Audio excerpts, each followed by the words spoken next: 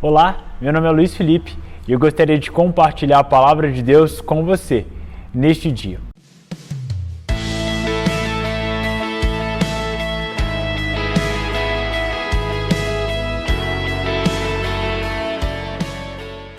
A Bíblia nos apresenta na segunda carta de Paulo a Timóteo, capítulo 2, versículo 1. Tu, porém, meu filho, sê forte na graça que há em Cristo Jesus.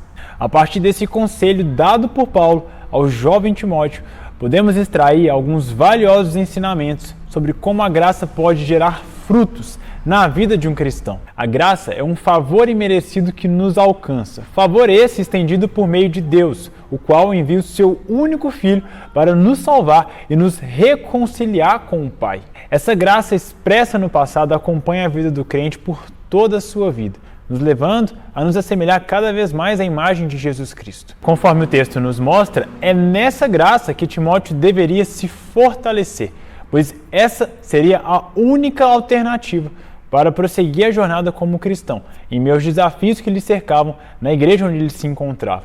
De igual modo, para que prossigamos como verdadeiros servos de Deus neste mundo, precisamos nos fortalecer na graça. Do contrário, tentaremos caminhar o restante da jornada de maneira diferente do início dela. Ou seja, se pela graça fomos salvos, é pela graça que continuaremos caminhando.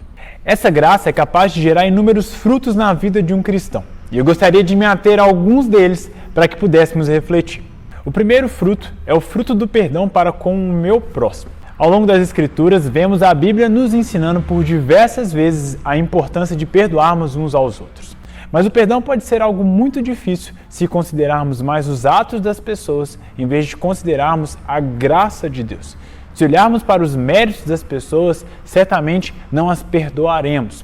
Mas se olharmos para Cristo e a forma como Ele nos amou, em obediência a esse amor e em resposta a tamanho ato de graça, assim seremos capazes de perdoar. Portanto, se fortalecer na graça nos ajuda a estender o perdão às pessoas que nos cercam.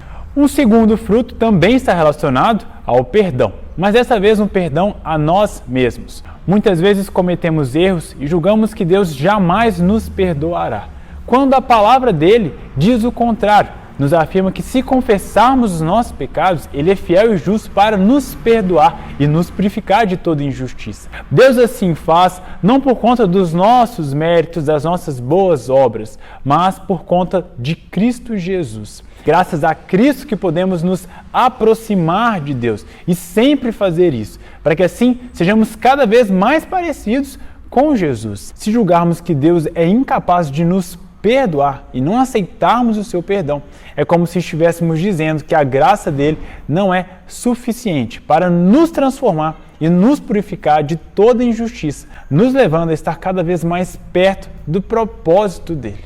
O terceiro e último fruto é que a graça nos dá esperança para lidar com os desafios. Timóteo enfrentava alguns desafios relacionados à timidez, relacionados à vergonha e relacionados até mesmo a problemas de saúde.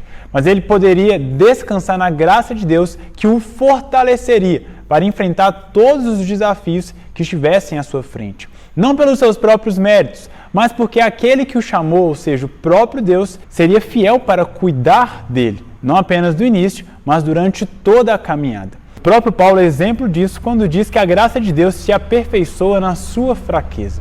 Ou seja, ele descansa no poder de Deus para que aquilo que seja comunicado às pessoas, para a obra que for feita a partir de suas mãos, não seja pelos próprios entendimentos humanos, mas pela graça de Deus, que é a única, suficiente para de fato salvar. Era assim que Timóteo poderia caminhar.